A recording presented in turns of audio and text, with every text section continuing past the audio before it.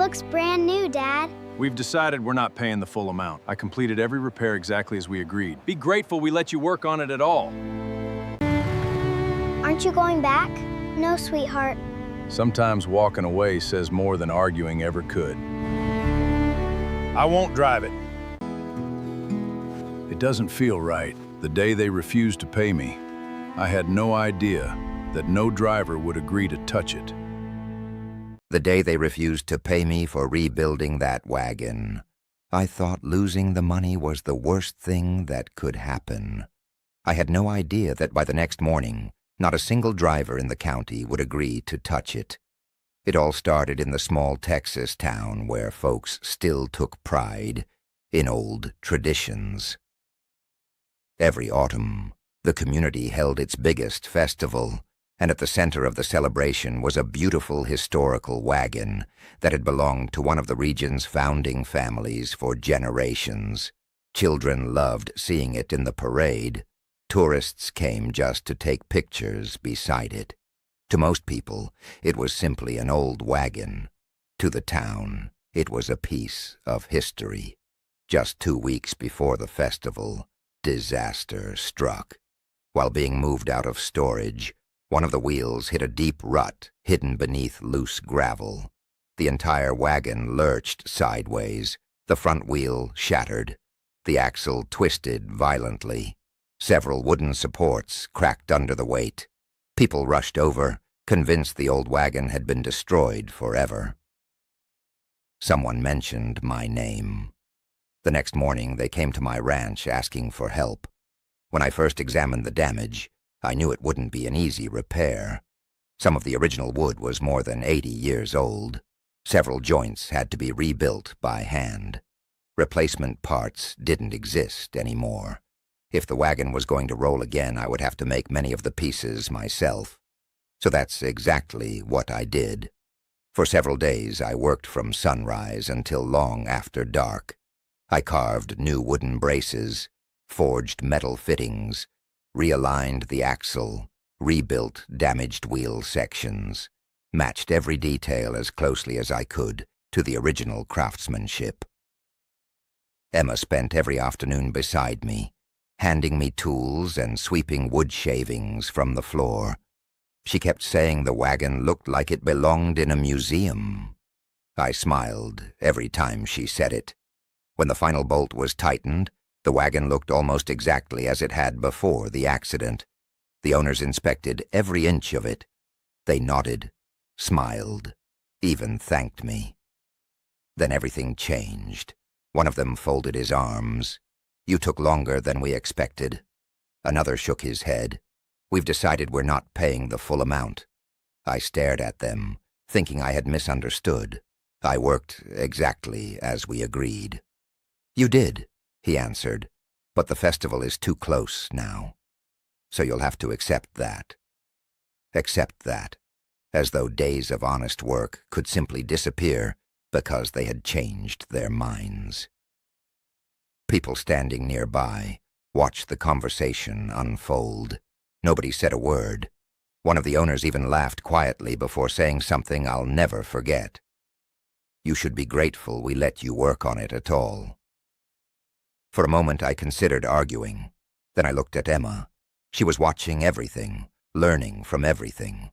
I slowly wiped my hands on an old cloth, closed my toolbox, lifted it into the back of my truck, without raising my voice, without insulting anyone, without demanding another explanation. I simply tipped my hat. "Have a good evening." Then Emma and I drove home. She looked at me during the drive. "Aren't you going back?" I smiled gently. "No, sweetheart. Sometimes walking away says more than arguing ever could." The next morning, the entire town received a surprise no one expected. Every experienced wagon driver who inspected that historic wagon reached exactly the same decision. One after another, they refused to drive it. My name is Jacob Miller. I'm 42 years old, and if you drove past my ranch without stopping, you'd probably think it was like 100 others scattered across Texas.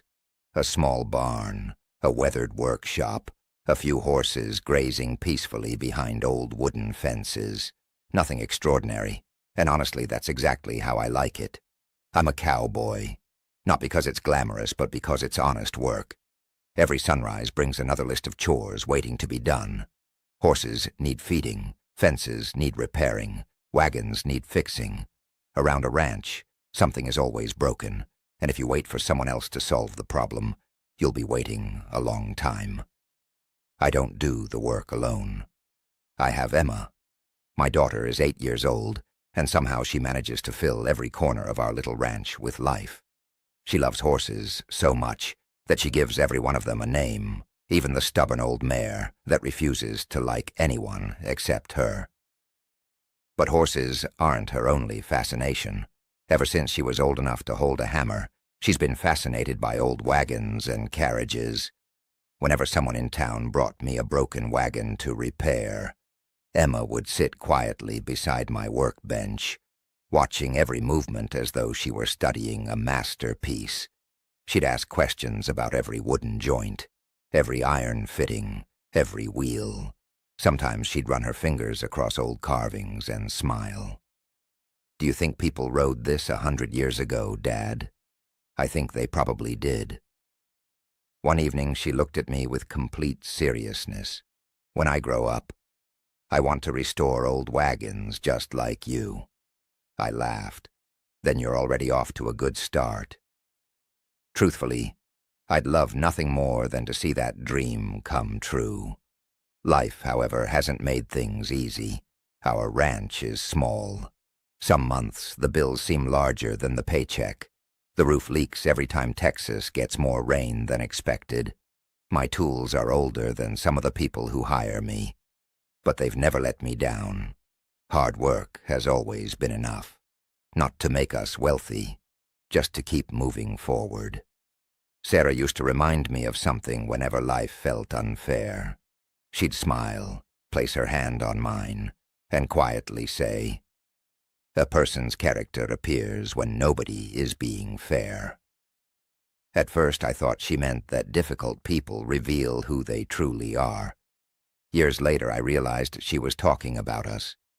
Anyone can stay honest when life is easy. Real character shows itself when someone cheats you, insults you, treats you unfairly. That's when you discover what kind of person you've become. After Sarah passed away, those words stayed with me.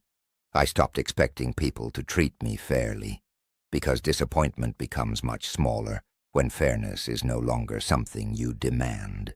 Respect isn't something you force. It's something you earn. But there was one promise I made to myself. No matter how unfair other people became, I would never compromise my own integrity. That's why I quietly packed my tools after they refused to pay me. Not because I was weak, because my self-respect was worth more than an argument in front of strangers. As Emma and I drove home that evening, she kept asking why the wagon drivers suddenly refused to take the job.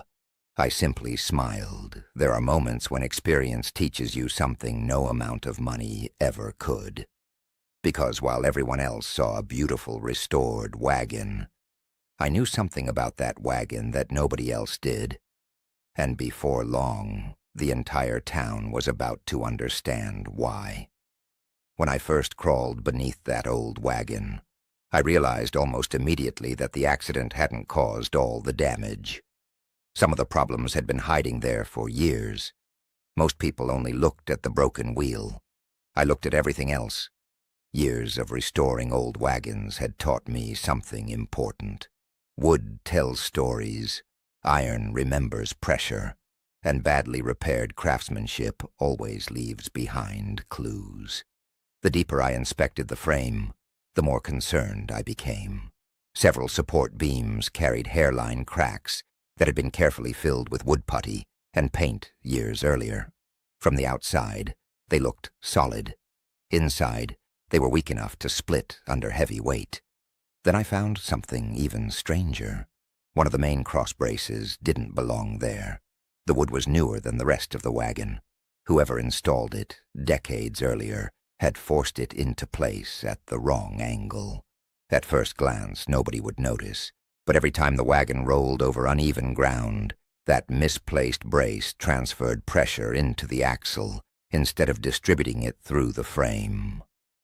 Little by little, year after year, the structure had slowly been tearing itself apart. As I continued dismantling the undercarriage, another problem appeared. The axle wasn't sitting perfectly straight. Someone had compensated for the misalignment by shaving part of one wheel hub instead of correcting the real problem. It worked, for a while, but it also caused uneven stress every time the wagon turned. Then came the biggest surprise. Hidden beneath layers of old grease and dust were marks no ordinary accident could explain. Deep scratches, tool impressions, metal that had clearly been struck on purpose years before. Someone had tried to repair, or perhaps even sabotage, the wagon long before it ever reached my workshop. By the time I finished the inspection, I knew one thing with absolute certainty. Replacing the broken wheel wasn't enough. The wagon needed a complete structural restoration. Anything less would leave serious safety risks. So I prepared 2 estimates. The first covered exactly what the owners had originally requested. The second included every structural repair I believed was necessary to make the wagon completely safe again.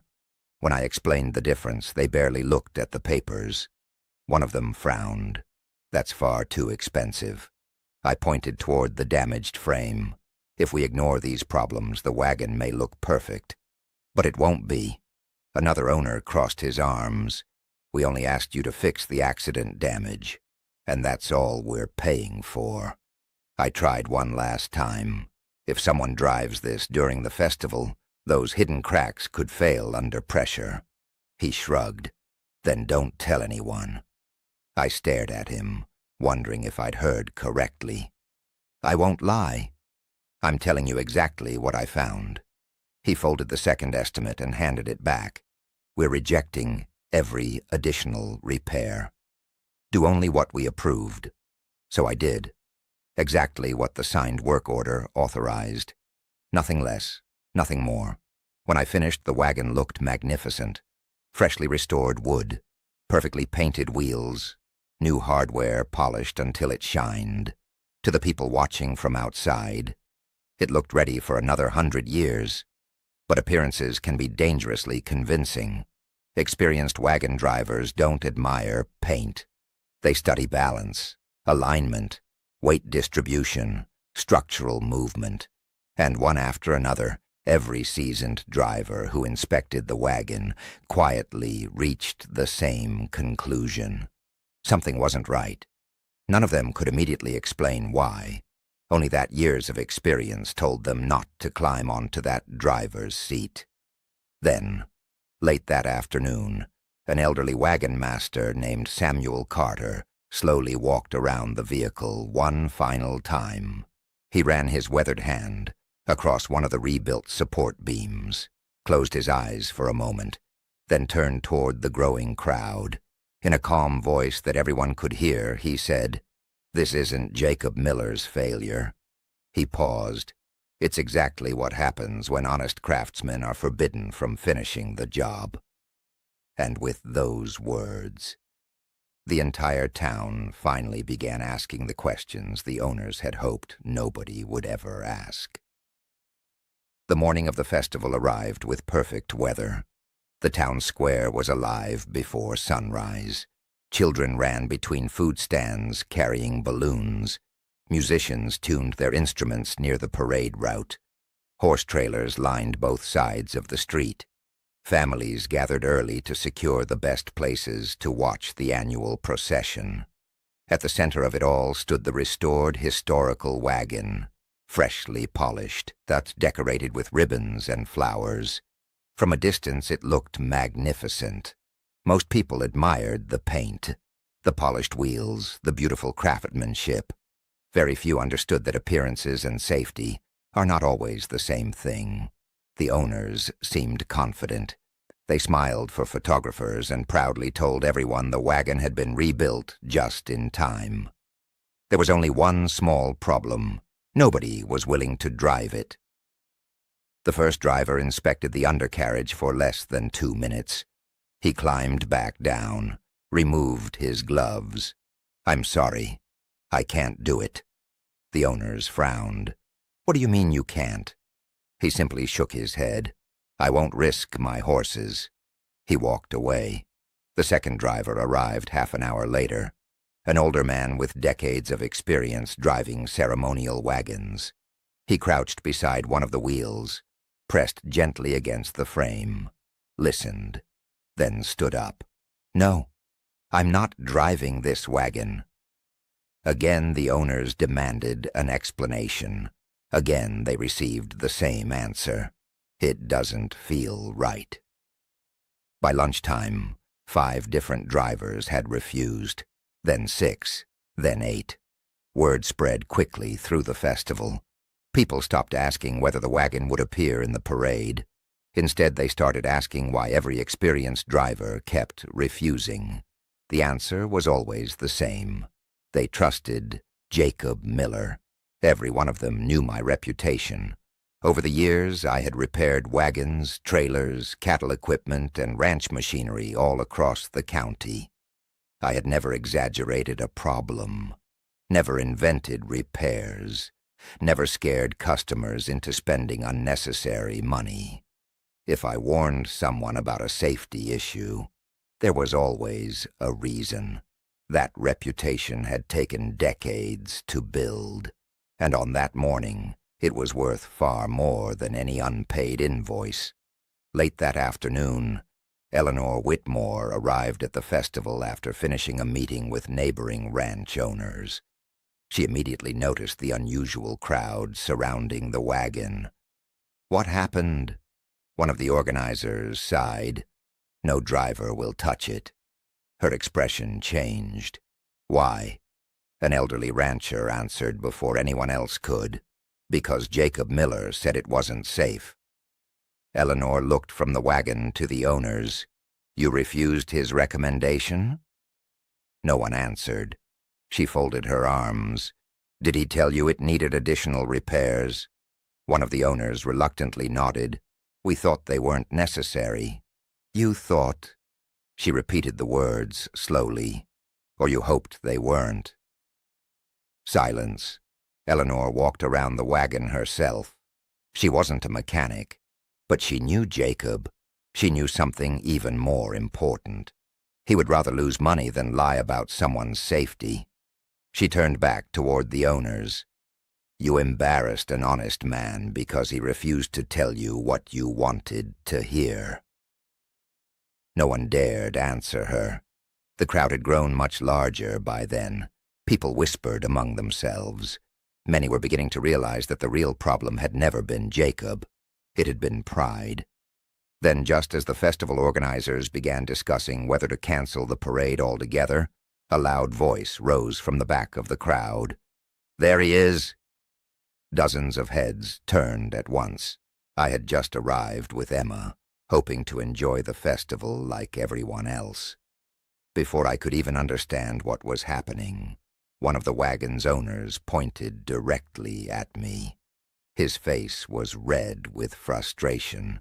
"This is all your fault." The crowd fell completely silent, and I realized someone had decided to make me the villain of a story that had never belonged to me. The moment they pointed at me in the middle of the festival, I realized someone wanted the town to believe I was the problem. Not the damaged wagon, not the owners who ignored my recommendations. Me. For a few minutes, people stood in silence, unsure of what to believe. Then Eleanor stepped forward. She looked directly at the owners. "Did Jacob complete every repair you authorized?" No one answered. She asked again, this time more firmly. "Did he?" One of the owners finally nodded. "Yes." "And did he recommend additional structural repairs?" Another reluctant nod. "He did." "So why weren't they done?" The man looked down. "We decided they weren't necessary. I watched the conversation without saying a word. Something still didn't make sense. These men had been stubborn, but not foolish. Someone had convinced them to ignore professional advice. That thought stayed with me. The following morning, I reopened my notes from the restoration.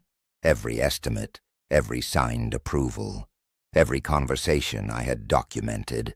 Old habits from my years as a Texas Ranger had never disappeared.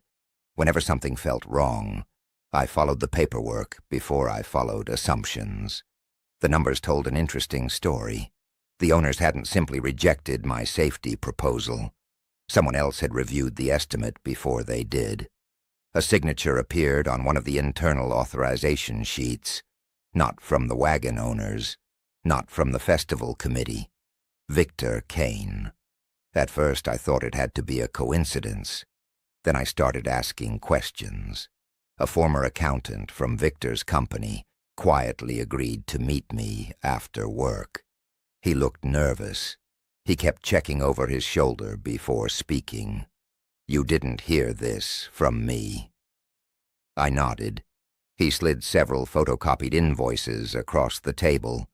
Victor had been serving as an informal financial advisor to the Restoration Committee. Officially, he wasn't responsible for approving repairs. Unofficially, everyone followed his recommendations. According to the documents, Victor had repeatedly instructed the committee to reduce expenses, remove anything he described as unnecessary. One recommendation carried his handwritten note: "Cosmetic appearance matters more than hidden repairs." I stared at those words for a long time. Hidden repairs. The very repairs that would keep the wagon safe. The accountant handed me another folder. Inside were payment records. Victor's company had quietly covered several festival expenses. In return, he gained influence over nearly every financial decision. That explained the rejected repairs. But it didn't explain the rumors spreading through town until another witness came forward. One of the festival volunteers admitted Victor had encouraged people to question my honesty after the payment dispute. "If enough people doubt the craftsman," he reportedly said, "they'll stop asking questions about the work." It was never about the wagon. It was about protecting his own reputation and damaging mine. Within 2 days, Sheriff Harper helped organize a public meeting at the town hall. Nearly everyone attended: festival organizers, business owners, ranchers, members of the Whitmore Ranch. Even several experienced wagon drivers came to speak. I carried one folder into that meeting. Victor carried confidence. Only one of us left with it. Piece by piece, I presented every document: the original repair estimates, signed approvals, the rejected safety recommendations, Victor's handwritten cost-cutting instructions, bank records showing his financial influence over the committee. Then the witnesses spoke. The accountant confirmed the documents. Festival volunteers described the pressure to ignore safety concerns. Experienced drivers explained exactly why they refused to drive the wagon, not because of poor workmanship, because critical structural repairs had been intentionally rejected. Finally, Sheriff Harper addressed the room.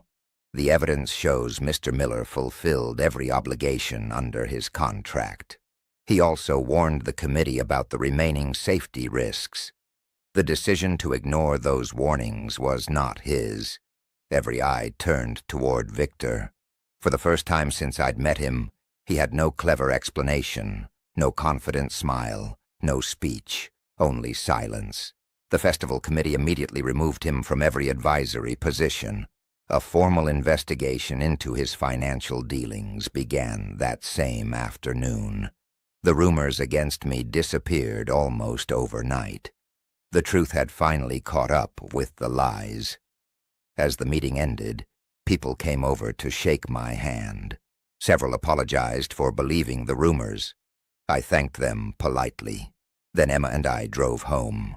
I believed the matter was finally over. The following morning, just after sunrise, I heard several trucks pulling into my driveway. When I stepped outside, I recognized every face. The wagon's owners had come to my ranch, and from the expressions on their faces, I knew they hadn't come to argue. The next morning, I was repairing a saddle in my workshop when I heard several trucks pulling into the yard. Emma looked through the window. "Dad, they're here." I stepped outside and immediately recognized them, the wagon's owners, the same men who had refused to pay me. Only this time they weren't smiling. They removed their hats before walking toward me. For a long moment, nobody spoke. Finally, the oldest among them took a deep breath. "Jacob, we were wrong." There was no anger left in his voice, only regret. "We thought you were trying to charge us for repairs we didn't need." He lowered his eyes. "But you were trying to protect us." The others quietly nodded. One of them reached into his truck and carried over a wooden box. Inside was an envelope. Alongside it sat another small pouch. The man handed both to me. "Your payment, and something extra, for everything we put you through." I looked at the envelope, then back at them. Slowly, I opened it. The first amount matched exactly what we had originally agreed upon before the work began. The second envelope contained additional money, far more than they owed me. I closed both envelopes and handed one of them back. The men looked confused. "You forgot part of it." I smiled. "No, I only took what I earned. You deserve much more than that." I gently shook my head. If I accept money I didn't earn, I'm no different than the people who tried to cheat me. For a few seconds, none of them knew what to say. The oldest owner smiled sadly. "I think that's the lesson we should have learned from the beginning." A week later, they returned with the historic wagon. This time, they didn't come asking for the cheapest repair. They asked for the right one. Every hidden crack, every damaged support, every unsafe joint, every structural problem I'd originally identified. "We want it done properly. No shortcuts." I nodded. "This time, it will be safe." Emma couldn't have been happier. Every afternoon after school, she hurried into the workshop. She sanded replacement boards, organized tools, carefully cleaned old metal hardware before handing it to me. She treated every part of that wagon as though it belonged to history itself. One evening, while fitting the final support beam into place, she smiled. "It finally feels complete." I looked at her. It always deserved to be. A few days later, Eleanor stopped by the workshop with Noah. The children disappeared almost immediately, laughing as they fed carrots to the horses outside. Eleanor stayed beside me, quietly admiring the finished wagon. It looked even better than before, not because it had fresh paint, because now it was finally built the way it should have been all along. She looked at me thoughtfully. "Can I ask you something?" "Of course. Why didn't you fight harder when they refused to pay you?" I wiped the sawdust from my hands before answering. "Because the truth usually does the fighting for us." She smiled. "I don't know many people who actually believe that. I didn't always, but life has a way of proving it." She nodded slowly. "I suppose it did." That evening, after everyone had gone home, Emma and Noah sat together on the workshop steps, watching the sunset spread across the fields. The restored wagon stood proudly inside the barn. For the first time in decades, every hidden weakness had finally been repaired. Not just the parts everyone could see. The parts nobody ever noticed. As I watched the children laughing together, I realized people aren't very different from old wagons. Most spend their lives polishing what everyone sees. Very few take the time to repair what truly matters underneath. They thought they were saving money when they refused to pay me. What they almost lost was far more valuable than money. Sometimes doing the job right matters more than getting paid. If you had been in Jacob's place, would you have walked away after being treated unfairly? Let me know in the comments. And if you enjoy stories about courage, honesty, family, and cowboys who never give up, subscribe to the channel and join us for the next story.